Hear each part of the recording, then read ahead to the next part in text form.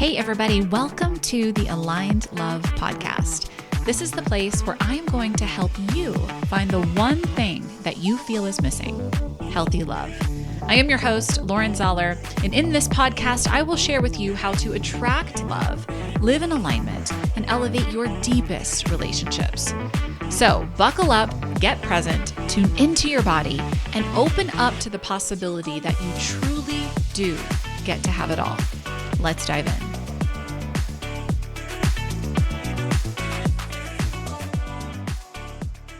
Hello, everyone, and welcome back to the next episode of the Aligned Love Podcast. Today, I have Dr. DiSiena on the show, also known as Dr. D. He is a qualified medical examiner, a certified physician provider in therapeutic lifestyle changes. He is also a chiropractor and a certified nutrition specialist. He has a private practice in Irvine, California, that is currently staffed with 5 doctors, and they are experts in neurointegration. We geek out in this episode all about the nervous system, and I wanted to speak to him because I know that he is a master of understanding your brain-body connection. So without further ado, we're going to jump right in and talk to Dr. D. Dr. DiSiena, welcome to the show. Hey, well, thank you for having me on. I appreciate it. Yeah, I'm so excited to chat today. I know that you are a little bit of a different expert than we have on the show, and you came so highly recommended. And so I'm really excited to talk about how we can start to tap into our body and really understand how neurointegration and everything that we use and come in contact with in a day-to-day basis can really help us deepen our relationship to self, but also to others. But before we even jump into any of that, I always like to start the Align Love podcast with an intention setting. So I would love for you to set an intention for what you want the listeners to walk away with today. Okay, for me, I just want to be number one, transparent. And I've had a lot of experiences in my 63 years on this planet. And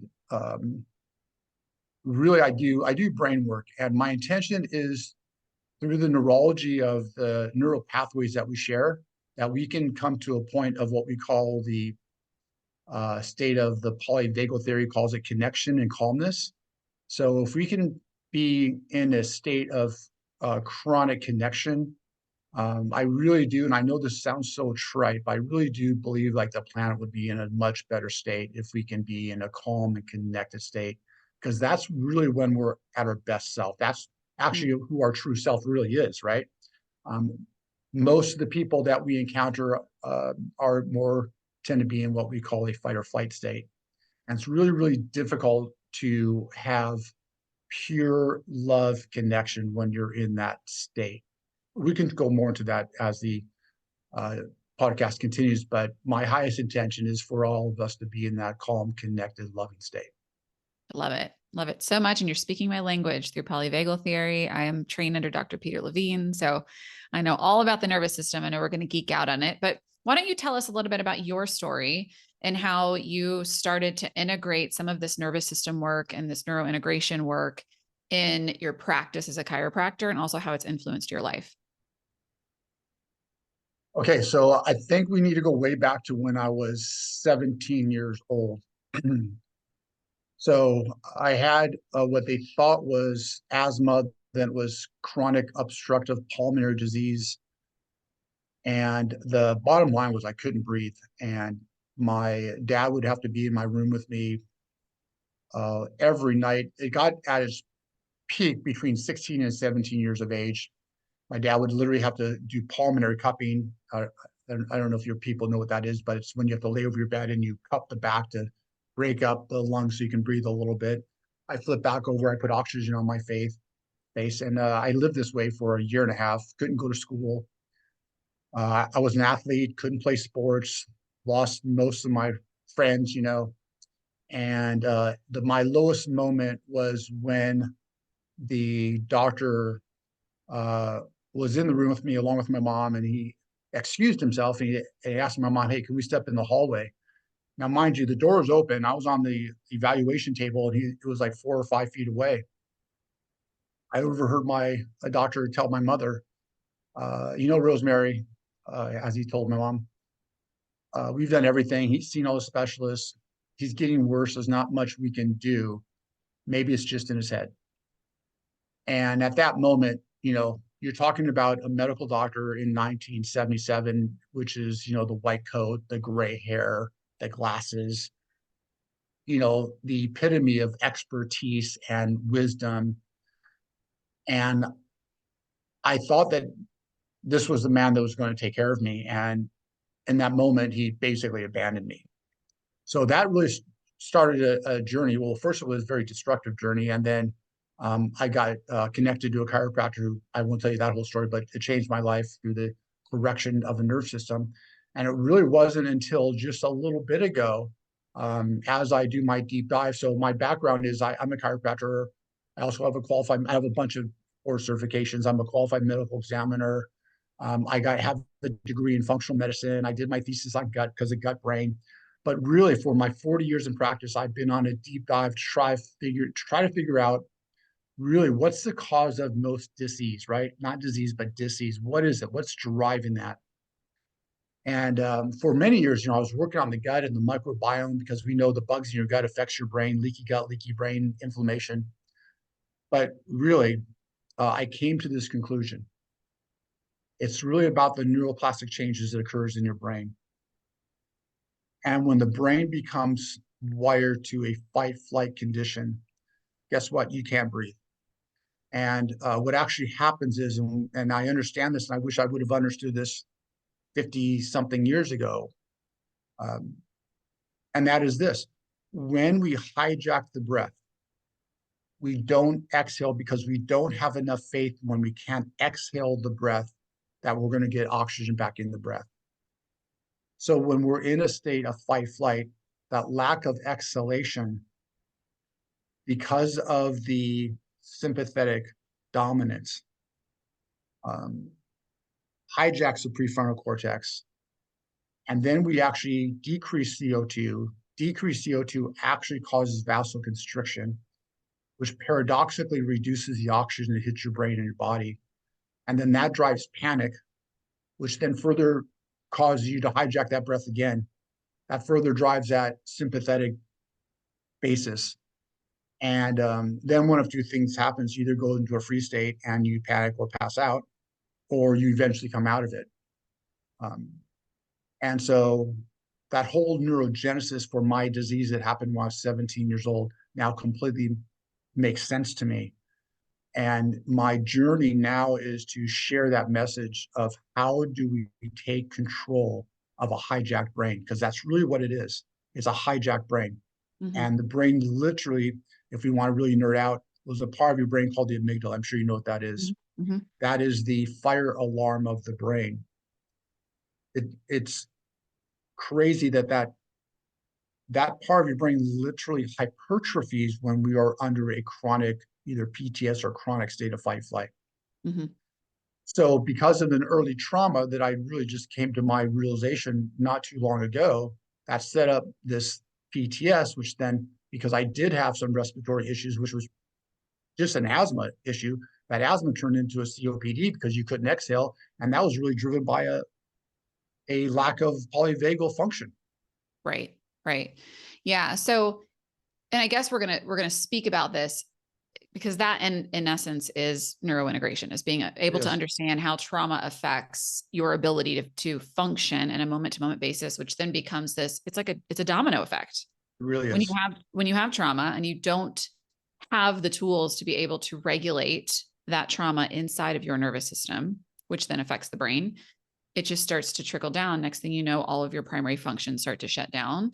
So can you talk about what neurointegration is in simple terms? Because here's what I run into, and I don't know if you run into this too. As a somatic practitioner, sometimes we can geek out on the nervous system, but our clients are like, I get the big wide eyes, like, I don't know what you're talking about.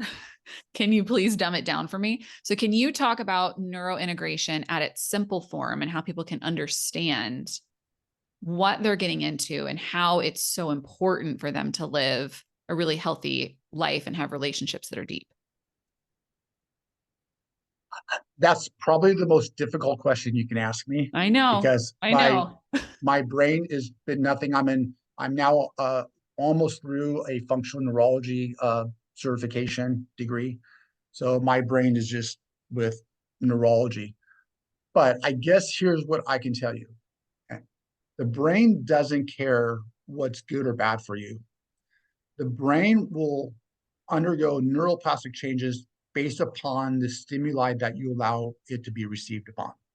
So if the body and the brain are under a perceived attack of whatever it may be, either physical trauma or emotional trauma or a combination thereof, the brain becomes literally integrated to allow for a greater capacity for fight flight. Mm. So the threshold to go into the fight flight becomes lower. So the analogy that I use in my office is this, because in my office I have I have several $1 million of equipment. I have a very high-tech office. We have AI intelligent neurofeedbacks. We have three neurofeedbacks. We have three different types of hyperbarics. We do quantified electroencephalographs. We do ocular motor testing. I want to say we have one of the most technologically advanced brain offices, at least I know, in Orange County. And that includes a very, very famous brain doctor in Orange County, by the way, Newport Beach. Anyway, all that to say, if I were to light a big lighter in my office, and we have all of those fire smoke detectors in the office, everybody would agree that the smoke detectors would not detect a fire if I light a big lighter. Even if I were to light some candles on a birthday cake, the alarms would not go off, the sprinklers would not go off, you would not get, the fire department wouldn't be at my front door knocking on my door trying to get in, because those systems are sensitive to go off only when there's an actual fire. A brain that is not integrated, that big lighter will set off an entire emergency pathway. Yeah. And here's the takeaway. In a non-integrated brain, when that happens, you're not in your prefrontal cortex. It's not like you can rationalize why you shouldn't have to be in that state, because the way God made you is that once that amygdala goes, and of course you have a shrink in something called the hippocampus, which that's a nerdy thing we can get into later if we don't even have to, but because of those two different anatopical, non-integrated neural pathways, the brain's designed to go into fight flight, because if you were being chased by, say, a bear, you don't want to sit there and analyze, is it a brown bear? Is it a Right. grizzly bear? You will die. Your Right. brain's literally wired. And I love Dr. Sapolsky. He's a famous doctor who wrote the book, Why Zebras Do Not Get Ulcers. Mm-hmm. He said that the stress response is supposed to last 3 minutes. And in those 3 minutes, you're either eating a meal or you are a meal, but it should be over in 3 minutes. Our stress response lasts for days, months, years, a lifetime. So that rewires the brain. Our brain no longer becomes integrated. Now, a big lighter, whatever that trigger may be, which may be even subconscious, it could be a simple smell. It could be a vision. It could be a sound. It fires us in that neural pathway, and we go into that fight flight response. And then what makes it worse is you get around somebody who doesn't understand neural integration, and then they say, well, you just need to listen to a Tony Robbins tape. Nothing, I love Tony Robbins. Can't. Yeah. But it's just like, you just need to like get out of it. Like, yeah. Or like, I'm a Christian, but like a Christian would say, well, you just need to say a prayer. And like, God will take that away from you. You don't understand. When the fire alarm's going off, the sprinklers are going on, the red lights are going, the fire department's at your door. It's too late for that. Yeah. Yeah. We have to correct that neural disintegration so that we don't go off with a big lighter. Yet, because I do PTS, I'm actually this October is the worldwide convention for PTS, and I'm blessed to be a keynote speaker at it. And I see a lot of very high end, I guess you can just say, badass people who make a living out of doing things that we don't want to know, kind of like a Jason Bourne type people, right? I see a lot of those. And they always tell me, well, Dr. D, if I get into this, if I become neurointegrated, does that mean I can't go into that fight flight? Because that will save my life and my cohorts. And it doesn't mean that we don't go into that fight flight when we need to. But the truth is, how many times do you and I really need to be in that fight flight response? Yeah. Very little. Very little. So we teach people to be integrated by allowing them, again, to go back to where we started, by being into that calm, connected state. And I'll be honest with you, I struggle with it myself. I went through a couple of things just not too long recently, uh, and even with my faith and with my understanding of neurointegration, um, I lost it not too long ago, and I did feel shame, to be very honest about it. And I know better, and I even know what was happening in the moment. Mm-hmm. That's just crazy. I even knew I can wire the whole pathway that's going on in my brain, Yeah. yet I still went to that state, which taught me a huge lesson, by the way. So anyway, I guess that was a long answer to your Yeah. question, but a non-integrated state is when we go off with the big lighter instead of a fire. Yeah. Well, and what I really appreciate about what you just said in being transparent was that because I like to look at this work when we're talking about neurointegration, we're talking about nervous system work. It's a practice and it's a language. You really have to learn to speak the language of your nervous system and understand these responses. I mean, the fight, flight, the freeze and fawn response, most people don't have, we're not taught that when we're young, right? We're not taught to actually speak that language. So I think it's really nice to be able to hear that even though you're immersed in it, I'm immersed in it, it's still a practice. We still have to come back around to practicing what it looks like to understand what these responses look like. I So true. also loved, and this is kind of where I want to segue for a moment. I love that you brought in your Christianity to this. And I say all the time, mindset work is 20% of the issue. When you're working with the body and you understand if you want true deep healing on a cellular level, mindset work is 20%. The other 80 is understanding your nervous system and understanding these responses, neurointegration, right?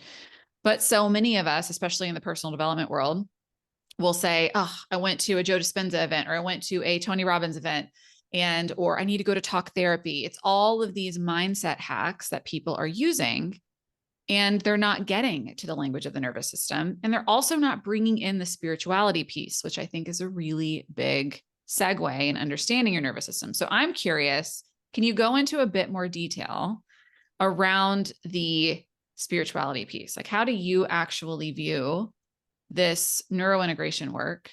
And because you're right, so many Christians, so many people will say, oh, we'll just go pray about it and it'll be fine. But the thing is, you can't actually do that when your nervous system is in survival. So talk to me a little bit more about that piece, about the connection between divine and God, whatever it is that you believe in, and how it kind of corresponds to this neurointegration work. Okay, well, I do believe that Jesus went into a fight flight response because when he was at the Garden of Gethsemane, the Bible says that he actually sweated out blood. Mm, Um, so I don't think I've ever been through that much stress in my entire life, that yeah. I've actually sweated out blood. And that was his, because he had such a divine connection spiritually with the Father. The Bible says he did nothing in the absence of the Father's will. And I don't know the complete theology behind this, but I understand that he was going to be separated for some time from the Father when he went to the cross.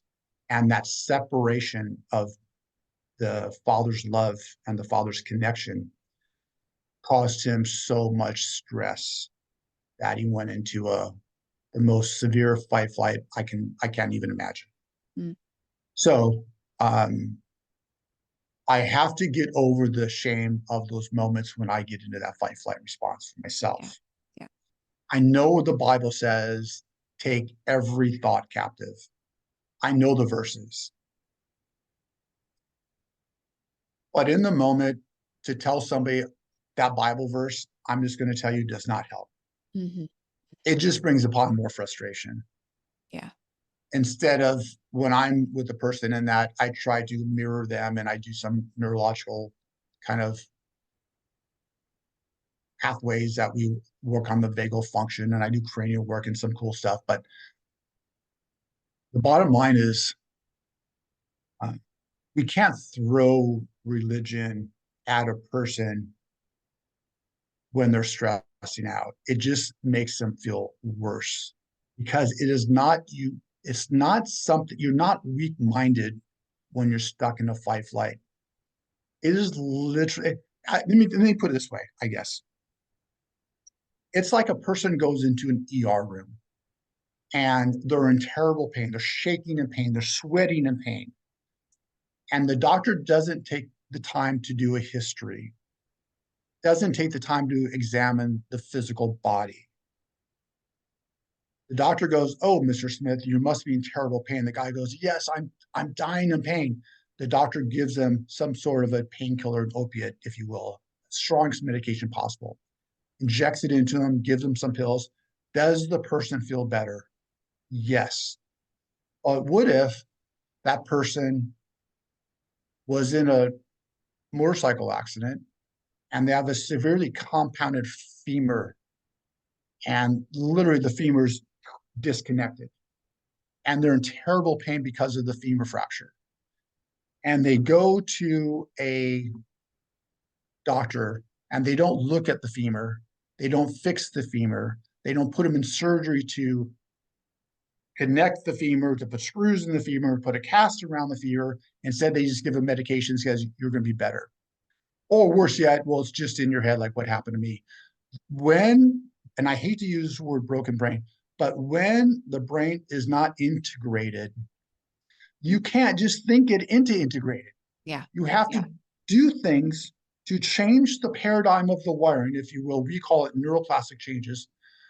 You literally need to change it. And I have a diagram that I show people that we have some sort of input, we have a fight-flight response, and then I have all the neural pathways, what happens to the brain, and then the end result is depression, anxiety, sadness, suicidality, or as my police officers say, sometimes homicidality. So we have all those neural pathways. You can't use your prefrontal cortex to rewire, just like you can't think positive thoughts and be at a Tony Robbins seminar and just those positive thoughts will fix your brain. I'm sorry, fix your femur. Yeah. You have to literally fix the femur. Yeah. Follow me? Yeah. So we have to literally fix the wiring of the brain. Just by telling somebody think better thoughts or say a better prayer, it doesn't fix the neuroplastic change that's been damaged, possibly at the age of 5 years of age, which is more likely what happened to me. Right. Right. Yeah. Well, and it's even in hearing you say that too, because I always, when clients come to me, they're so frustrated because they're like, I know I need to meditate. I know I need to pray. I know I need to get still. And I tell them all the time, yeah, but if your nervous system is in fight flight, it's going to be absolutely impossible for you to sit there and meditate and pray. You can't do it, right? Because the nervous system is taking over. It's running the show. And so I think what you're saying, which I just absolutely love because I'm all about it, is that at some point, we've got to start looking at the brain. We have to quit with all of these mindset hacks and all of the things that are out there, which is everywhere. Gosh, you're speaking my language. I love hearing people who agree with that because it's so not the standard right now. Yeah. It's such a blind spot, especially I just have to say this real quick because I have a nonprofit that we take care of first responders and veterans at completely no charge. It's because these people suffer severe PTS. Yes. And the veterans go to the VA, they just give them psych meds. And by the way, 85% of people who get put on an SSRI does zero good for them. And that's just a study. That's a stat. That's not like I'm not making that up. Because people don't even measure that. A lot of depression has nothing to do with low serotonin levels. Most PTS actually, if you look at neurotransmitters, has to do with norepinephrine and dopamine. But let me go back to this. Those people who go to most doctors who don't understand neurointegration, they never feel heard. Yeah. And because the doctor doesn't understand it themselves. It's a blind spot in medicine. It really is. So thank the Lord for people like you and for Kelly who do this work, because this really is an area in healthcare that's completely disregarded. Yeah. And these people then go on the medication. Again, that would be like saying, I'm going to take a med for a compounded fractured femur. It's never going to make the bones come together and heal. Right. Right. Well, and it's really great to hear it from a medical perspective, because as you know, I'm coming from the therapy lens, and it's the same thing over here too. There are so many talk therapists who are just talking people in circles and putting people on antidepressants and putting them on anti-anxiety meds, but they're not getting to the root of where that trauma really stems from in the body so that they can actually heal the issue at hand. So I love this conversation. I feel like we could talk about it forever and ever. I have one question that I ask every time that I have somebody on the Align Love podcast, and I would love to ask it to you too. What does it mean to you to be in an aligned relationship? And that can be with your significant other, with your body. What does an aligned relationship mean to you? How would you describe that? That is another very good question. You ask very good questions, by the way. Thank you. Are not easily answered when you're completely honest as well. So I think an aligned relationship is the ultimate pursuit. Mm. And I don't think it means when you agree with the person all the time. I think it means when you are safe in the idea that your ultimate standards is not the word I'm looking for. Values? Values, thank you.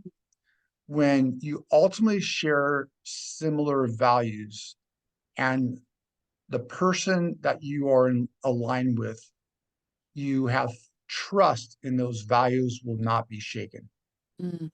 And that even if you're in an argument, you had something, we all mess up. And again, we all have so many of us, it's hard.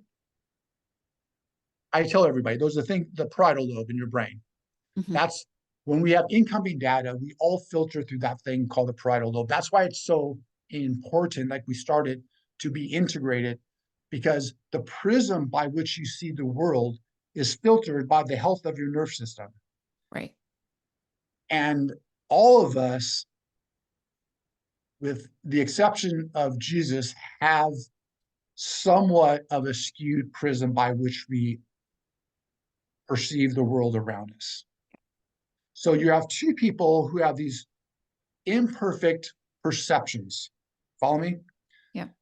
However, when you understand that a person's primary values are similar and you fully trust that, then you can share from the heart and have a disagreement, knowing that there's going to be that person there for you at the end of it, Right. because of the commitment to those values.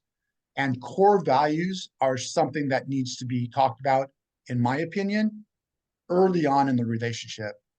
Because if you start a relationship and don't appreciate those core values, and then you get deep into the relationship, and then you have to go, okay, now we're at completely different values. How do we retrofit it together? Yeah. Then you have some really tough decisions to make. Right. So I would say aligned core values as my answer. I love it. I love it. I preach that all the time, that it's so important that you find that out on the front end. I think that the nervous system piece is a big one too. I mean, I know personally, once I started diving into the nervous system work, it was really hard for me to date someone who also didn't have that same language and didn't have that understanding. So I think what we've been talking about today is just something for people to get curious about when it comes to being in their relationship and getting, more education around being in that space of understanding what it looks like to be in relationship to survival and to safety in your body. So I'm curious, because I know that people are going to listen to this and they're going to want to know, okay, all this makes sense, but how do I start to do this work? How do I start to dive in? Where can I get in contact with you, or how can I come to your office and work with you? So can you just talk to people about what's next for you and also how they can find you? Gosh, that's such a great question. And you do an amazing job, by the way. I just have to say, I do quite a bit of podcasts, and you have very good questions, are challenging. Thank you. A lot of people throw out those little softball questions that are, and then when you throw out a softball question, a softball answer comes back. Yeah, I get it. So you challenge me, and I love it. So I appreciate that. Thank you. Oh, thank you. So I'm in Irvine, California, and you can just find me at drdisiena.com. So it's drdisiena.com. And in my office, we do a lot of diagnostics. The first thing that we do is we actually look at the brain. So we do what's called a quantified electroencephalograph, because then I can see the actual wiring of the brain. Just like a person gets, their heart checked, they do an EKG. You can't see me, but I'm actually touching my heart there. But you do an EKG, that gives you limited data. And then now what cardiologists will do, they're not satisfied with that because that's a heart at rest. And then they say, okay, let's go on a treadmill and let's do a stressed EKG. Mm-hmm. So what we do is we do the EEG. So we put this 19 different neural sockets on your skull. We pick up all of your electroencephalograph readings, the electrical readings of your brain. So it allows us to see the different aspects of your brain. But then what we do is we put you through some tests. One of the tests I was just telling you about, I alluded to it, is called the parietal 300 test.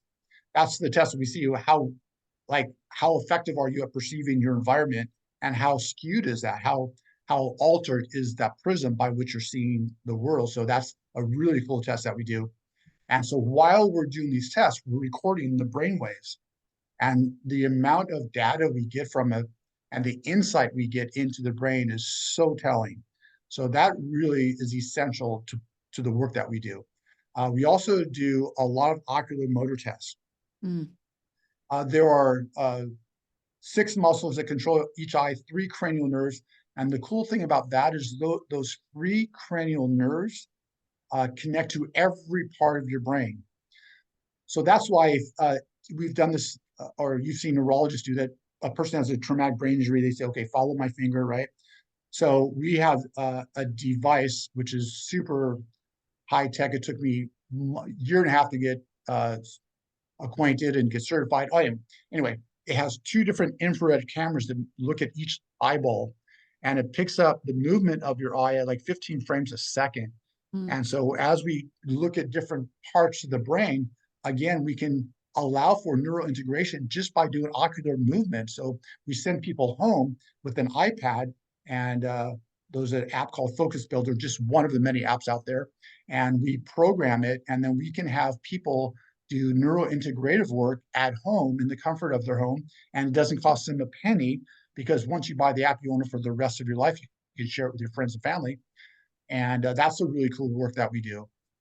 Amazing. Also, people who literally have brain damage, and again, people don't realize this, but emotional trauma or physical trauma, the end result to the brain is identical. So we love to do hyperbaric work in our office. We do mild Mm. hyperbaric work. We have chambers that go from 1.3 to 1.5. Mild is the best thing for the brain. And we see complete restoration. It improves stem cells. It improves neurogenesis. It improves what we call angiogenesis, which increases capillary networks to the brain.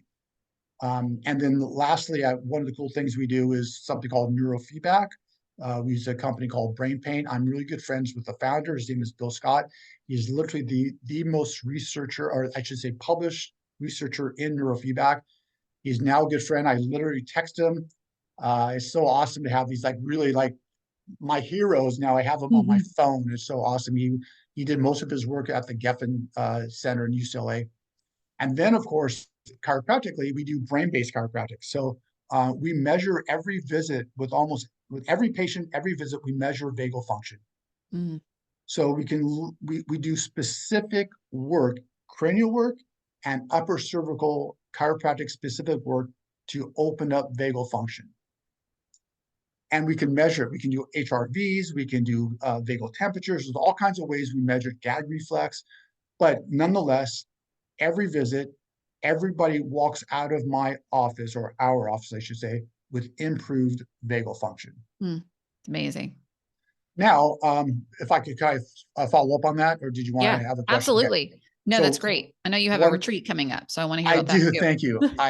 So we have a retreat because um, I can't get to everybody. And so people have been asking me, how can you do all this? Because frankly, I don't know of any other office that integrates all of what we're talking about. So we do gut function, We do a lot of gut work. I still do that. That was my thesis in my functional medicine degree, so it's still part of what we do. So we do gut function, we do neurofeedback work, hyperbaric work, we do vagal function, everything except for talk therapy we do in our office, right? So I am now have put together a stress reset retreat that we're going to have. The first one's going to be in Ojai. If you follow my Instagram, I will make the announcement when we're giving out dates. But basically, we're going to do an intensive care reset, retraining, and we're going to offer these services. In fact, I was talking to Kelly about doing the work that you all do. Yeah. That would awesome to have for, that would be an essential component. We're going to have one of the best Tai Chi instructors I have. We're going to have a brain-based chiropractic care. We're going to have cold water face immersion therapy. We're going to have massage therapy, all based upon and centered around the stuff that we do. And we will have Christian-based work in there as well. So we're going to include our faith into it, because that is a component of what I do. Because I do believe that we were fearfully and wonderfully knit in our mother's womb. So I don't believe from that paradigm basis that we have to add something to it. All we have to do is take that which is inhibiting the body, but from function the way he intended to function, remove that, allow the body to reset, and the body's going to function in this most amazing sort of way. Right. And that's the hope and the dream. So these retreats are going to reset a person so they can be in that calm, connected, loving state. So not only are they going to be able to have another connection with God, but they're going to love themselves better. Yeah. And because they can love themselves better, they're going to love others better. So we call it the above, down, inside out. So they're going to receive his love. They're going to love themselves because they know they are loved by the divine, by our Lord. And then through that, right, you can't give what you don't have. We're going to be able to love others through that. Love it so much. Love it so much. Well, Dr. D, thank you so much for coming on the show. I know that we are going to make sure that we link everything in the show notes below. So if anybody is listening and you are interested in the retreat, you're interested in finding out more about Dr. DiSiena, you can go to the show notes below and check it out. Thank you so much for sharing your heart. And I cannot wait to have you on again soon. And hopefully I will be able to come and check out the retreat too. I would love that. So thank you so much. I appreciate you.